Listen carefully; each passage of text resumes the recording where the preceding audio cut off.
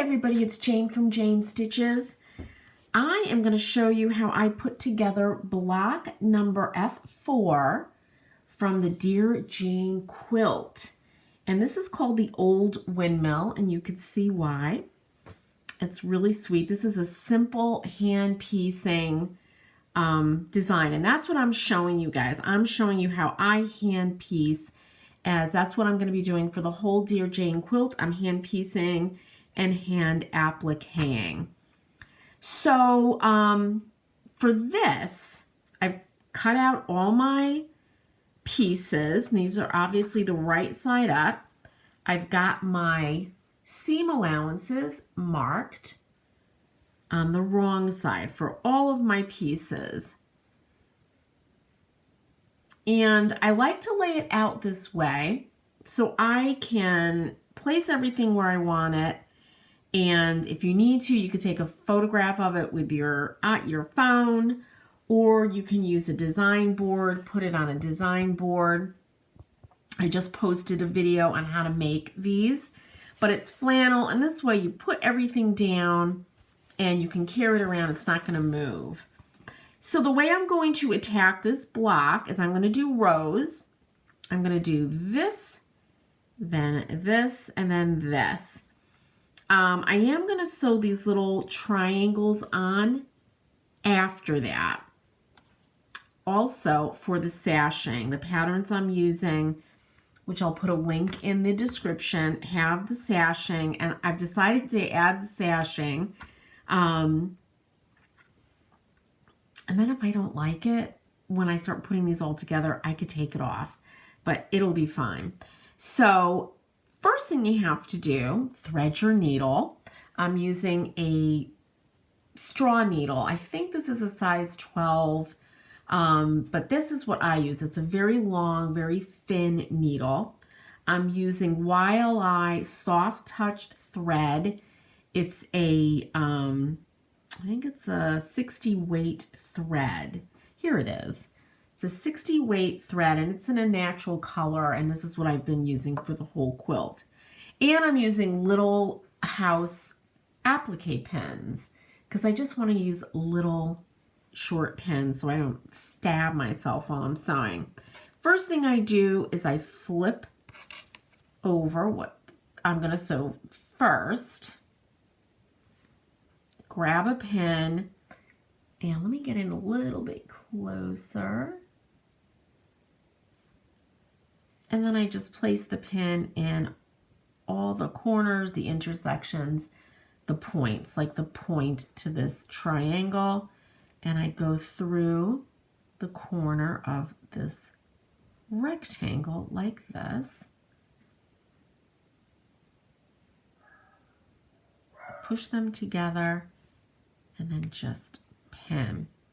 If you want, you can add another pin in the middle and one down here, which you're going to take out immediately when you start sewing.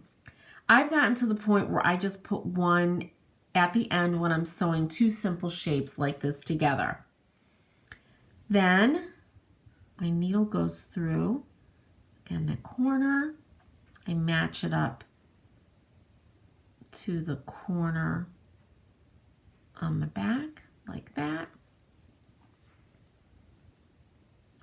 Take my first stitch, and then I'm going to do a back stitch, and then just start sewing with a running stitch going across.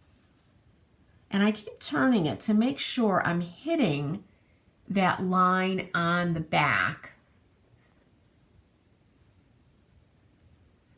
Pull through and then add another back stitch. I'm doing a back stitch every 4 or 5 stitches.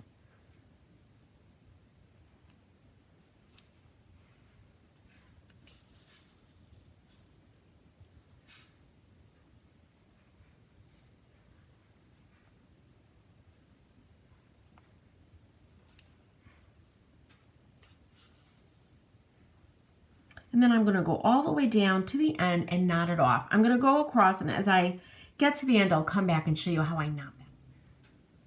I'm approaching the end here.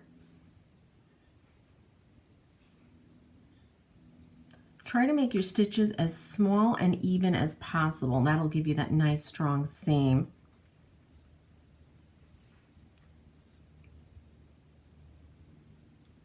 One more back stitch to the end. And then I just do a couple of quilter's knots, pull the thread to the side, put my needle underneath. One.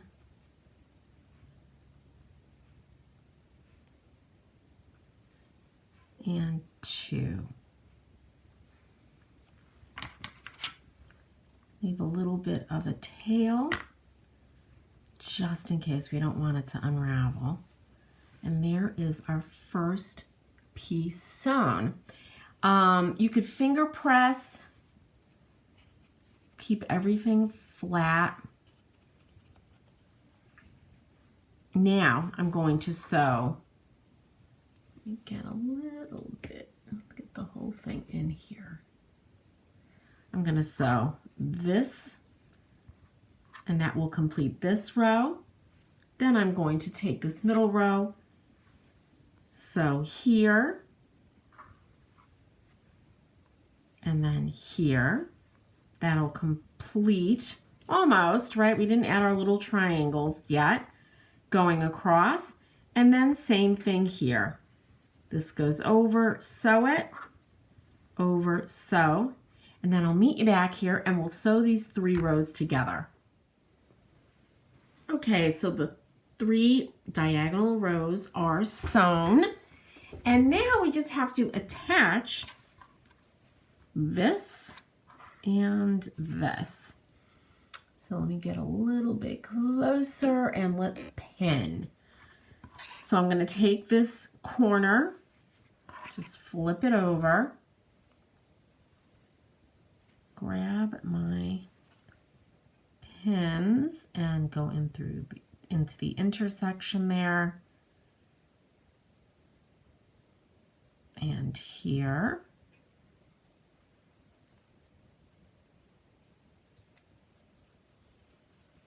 And then I go to the other side, do the same thing.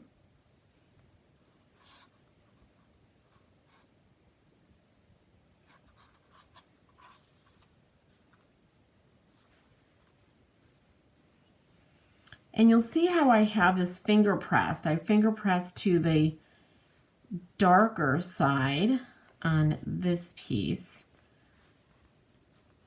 like that, and towards the darker side on this middle piece. And that way I could kind of nest those seams together and you can feel it. So I just kind of nest those together, and then I want to put a pin right in the middle.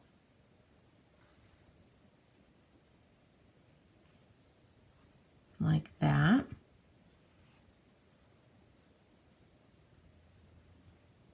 And then one on either side here. One there. And one right here. Perfect. And now I'm going to sew across, just like we've been doing. And then that side will be done. And then I'm going to do the same thing for this corner. And then I'll meet you back here. We'll put on our little corner triangles, and I'll show you how to do the sashing if you choose to do that. I get a lot of questions about what to do about seam allowances. Do you sew over them like you do with a machine, or do you go through them, right? Avoiding sewing through them. And that's what you do. You do not sew over them like you do with a machine. So here I am at a seam allowance. I've sewn up to the end, and all I'm going to do is take my needle and go through to the other side of the seam allowance. Just like that, push my seam allowances out of the way and then begin sewing again.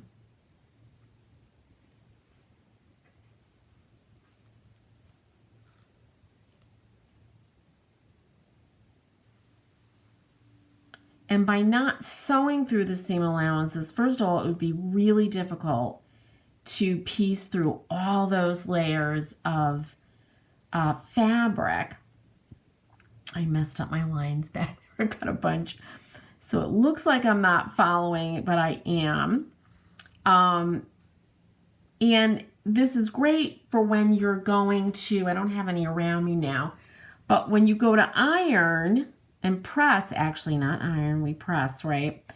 Your seam allowances are free to move as you want them to. So that's what you do. Oops, I just dropped my needle. So anyway, I just wanted to show you that. I'm going to go all the way through and knot off at the end, and then I'm going to attach my other part to this, and I'll be back here and we'll put these little corners on. Cute, cute, cute block. So now for these little triangular corner pieces, all you do is, just like we've been doing, pin, go through that little intersection or that corner of the triangle, through this corner of our rectangle on the back,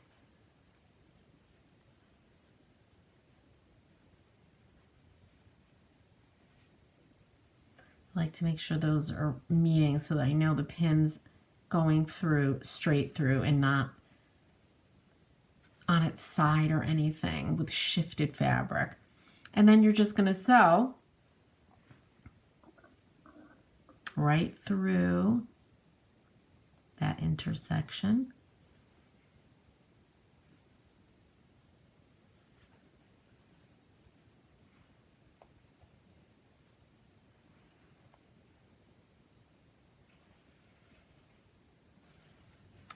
That's a little crazy, so let me realign myself here.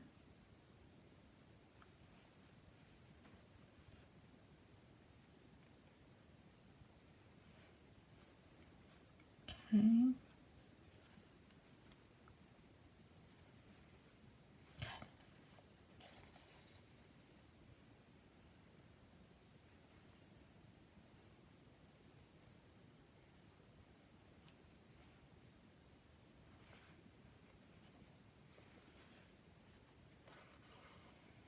I'm going to go across, knot this off, and then show you how I pressed. I finger pressed everything. This is a great hand piecing block. It's an easy hand piecing block.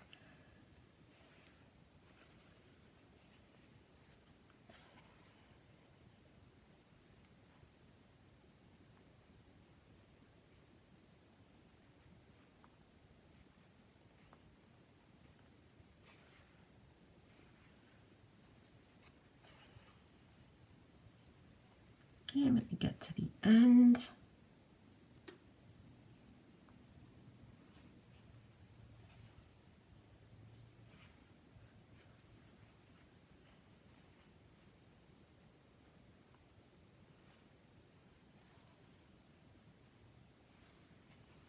Knot this off.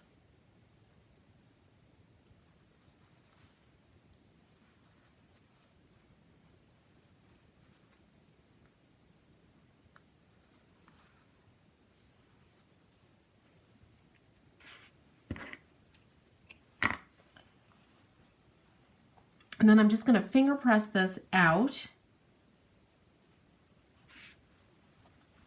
Right, then I'm going to do the other three, but I wanted to show you how I'm finger pressing the inside.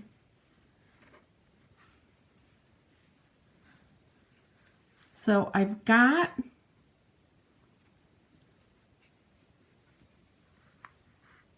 you see how we're getting these little pinwheels here?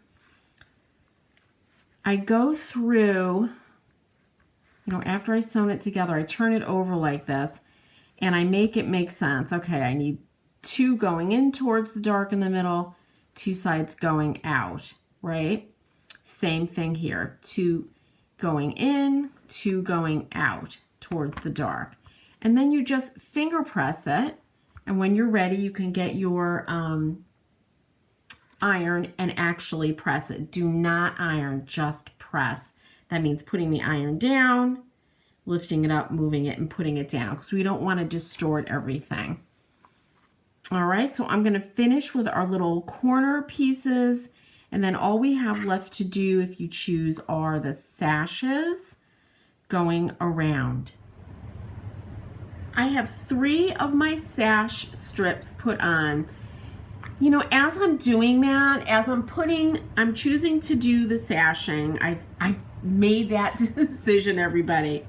And one of the reasons I'm doing it is because so much of this is on a bias, right? And I don't want them to get all stretched out of shape as they're stored and I go through them. So I'm doing that. So I put the 2 short ones that lined up with the quilt, with the block, and now I'm doing the 2 long ones that go with the block and the sashing. So you just put it down, pin like we were doing, and when you sew, again, you always go through the seam allowance, come out, through the seam allowance, come out, and there you go. So I am going to sew this last piece on, then I'll meet you back here and we will admire our finished work. And then 1 windmill spoke, out, in, you see. And then you get those nice little windmill, little spinning seams there. So that was a blast. Have at it. Get ready for the next one, because it is not going to be like this one, but it's a fun block nonetheless. Any questions, please ask in the comments, and let me know if you're making this quilt and what you think about it. Are you hand piecing, machine piecing? There's foundation paper piecing, English paper piecing. There's all different ways to make this quilt, and all of them are wonderful. Just do what works for you. Happy stitching, everyone. I'll see you soon.